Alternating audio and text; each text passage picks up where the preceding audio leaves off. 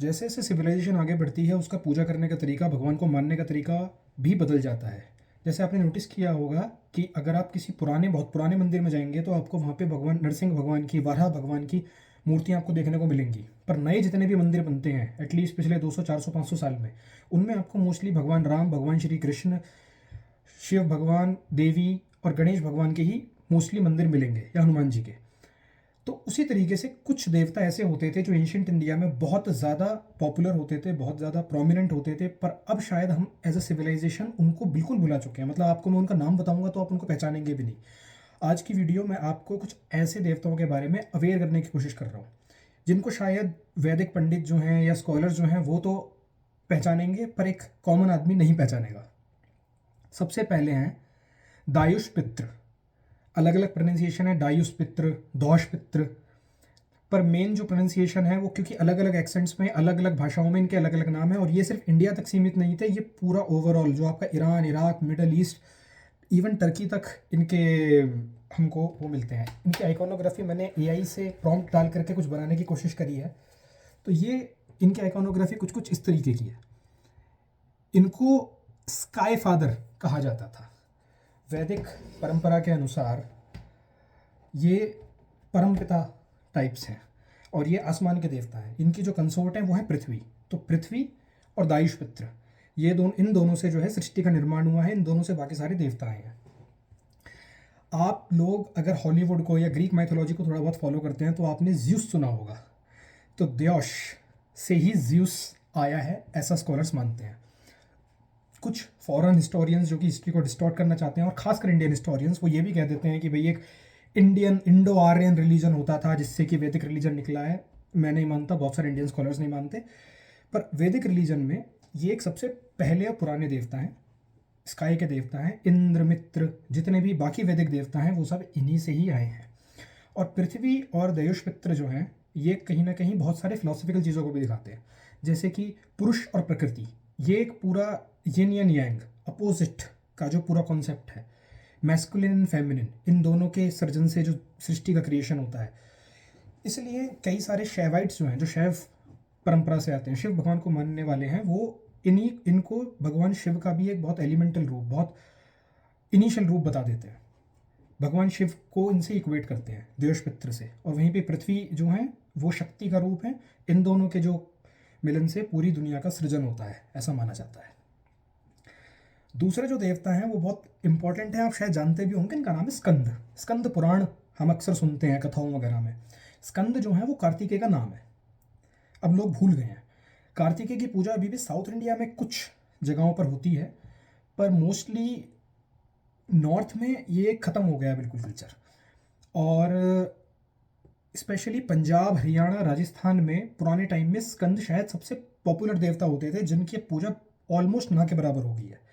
इसका रीज़न बहुत ज़्यादा क्लियर नहीं है ऐसा क्यों हुआ। मेनली जो जो कृष्ण की जो परंपरा है या राम की परंपरा है, जो कथाओं की परंपरा है, इसकी वजह से एक देखा जाता है, पर एग्जैक्ट रीज़न इसका बहुत ज़्यादा पता नहीं है कि स्कंद जो इतने पॉपुलर देवता थे उनकी पूजा अचानक से क्यों ख़त्म हो गई।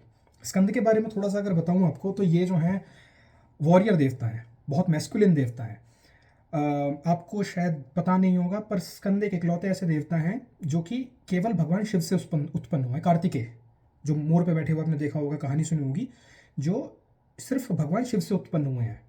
और गणेश जो है वो सिर्फ देवी से उत्पन्न हुए हैं। तो गणेश का जो ओरिजिन है वो ट्रूली फेमिनिन है, और कार्तिकेय स्कंद भगवान का जो ओरिजिन है वो ट्रूली मैस्कुलिन है। तो ये वॉरियर गॉड हैं, देवों के जो हैं वो सेनापति हैं, और फियर्स गॉड है काइंड ऑफ। और ऐसा कुछ स्कॉलर्स, विद जो धर्मशास्त्रों के स्कॉलर्स हैं, उनका ये भी कहना है कि आप जिस देवी देवता की पूजा करते हैं उनके जैसा आपका नेचर होने लगता है।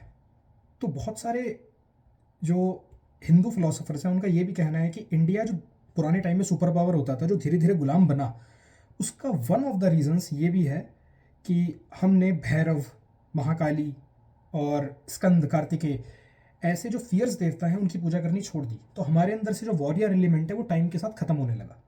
अब ये एक साइंटिफिक एक्सप्लेनेशन नहीं है, पर एक रिलीजियस एक्सप्लेनेशन है जो कि एक नया पॉइंट ऑफ व्यू आपको देता है। तो स्कंद के एक मैंने कहीं से कहानी भी सुनी थी कि कोई होटल है राजस्थान में जहाँ सुबह सुबह बहुत सारे मोर आ जाते हैं, तो बाद में बताया गया कि यहाँ पे स्कंद का बहुत पुराना मंदिर था। ये ऐसे देवता हैं जिनको आप रिकॉग्नाइज भी करेंगे, तो इसलिए मैंने स्कंद का सेकंड नंबर पे रखा। थर्ड जो मैं देवता बताने वाला हूँ वो मित्र के नाम से आते हैं। मित्र जो हैं वो इंद्र के भाई हैं। वैदिक जो यज्ञ हैं उनमें मित्र का बहुत नाम लिया जाता है, पर आज के टाइम में अगर आप नॉर्मली किसी को जाके पूछेंगे तो वो मित्र को रिकॉग्नाइज नहीं करेगा। पुराने जितने भी आपको अफगानिस्तान और आपके ईरान इराक में भी मित्र की आपको मूर्तियाँ, उज़्बेकिस्तान तक में आपको मित्र की मूर्तियाँ मिलती हैं, क्योंकि जो हंस कुशांस थे वो उन्होंने मित्र को वो किया है। यहाँ तक कि जो सबसे पुराने संस्कृत के एविडेंस मिलते हैं रिटन, वो इंडिया में नहीं मिलते, वो सीरिया में मिलते हैं, क्योंकि इंडिया में जो संस्कृत थी वो मोस्टली मौखिक भाषा थी। बच्चे आपने देखा होगा जो पंडित होते हैं वो ऐसे ऐसे करके मंत्रों को याद करते हैं, तो वर्ड ऑफ माउथ बार बार करके generation to generation Veda transmit किए जाते थे। जो रिटन कॉन्सेप्ट है वो वेद पे पूरी तरीके से अप्लाई भी नहीं होता, क्योंकि जब तक आप उसकी पिच ढंग से नहीं पकड़ेंगे उसका एक्चुअल मीनिंग निकल के आएगा नहीं। तो संस्कृत का जो सबसे पुराना हमको रिटन एविडेंस मिलता है वो सीरिया के अराउंड मिलता है, और वहाँ पर एक मिटानी एम्पायर था, जो आज का सीरिया टर्की ये वाला जो रीजन है, बिल्कुल यूरोप के बॉर्डर पे, एशिया जहाँ ख़त्म होता है, सऊदी अरेबिया वगैरह के ऊपर। तो वहाँ के मिटानी एम्पायरों के मिटानी एम्पायर अगर आप अभी विकिपीडिया करेंगे और उनके सारे राजाओं के नाम देखेंगे, वो काफ़ी संस्कृताइज्ड नाम आपको दिखेंगे। तो उनकी एक इजिप्ट से एक ट्रीटी है जिसमें वो कह रहे हैं कि हम मित्र, वरुण और इंद्र को साक्षी मानकर ये ट्रीटी कर रहे हैं, इस तरीके का कुछ है। तो मित्र एक बहुत पुराने ऋग्वेदिक गॉड हैं, बहुत इंपॉर्टेंट गॉड हुआ करते थे, देवता हुआ करते थे, पर अभी उनको जो है हम भुला चुके हैं। और उसी सीरीज़ में आर्यमन नाम से एक देवता आते हैं। आर्यमन जो है वो अच्छी गुड लक के और प्रॉस्पेरिटी के, बुद्धि के, मतलब आप जितनी भी पॉजिटिविटी के एक देवता थे। उनकी आप आइकोनोग्राफी देखेंगे तो काफ़ी हद तक आपको सूर्य भगवान जैसी दिखेगी, जो हमारी आइकोनोग्राफी उनकी बताई हुई है, जैसा उनका वेशभूषा बताई हुई है। अब इस केस में मैं दायुष पित्र को एक थोड़ा सा फिर से एम्फोसिस देना चाहता हूँ, क्योंकि जितने भी आपके वेस्टर्न जो पुराने रिलीजन्स हैं, क्रिश्चियनिटी जुडाइज़म से पहले वाले, आपके ग्रीक हो गया, आपका सेल्टिक रिलीजन हो गया, आपका वाइकिंग रिलीजन हो गया। वाइकिंग रिलीजन में ओडिन है, ग्रीक रिलीजन में ज्यूस है, रोमन रिलीजन में जुपिटर है, और आपके टेंगरी आपके जो ये शैमनिक रिलीजन में आ जाते हैं, जो कि आपका मंगोलिया वगैरह में प्रैक्टिस होता था। तो आपको पूरे में एक कल्चरल कंटिन्यूटी दिखती है।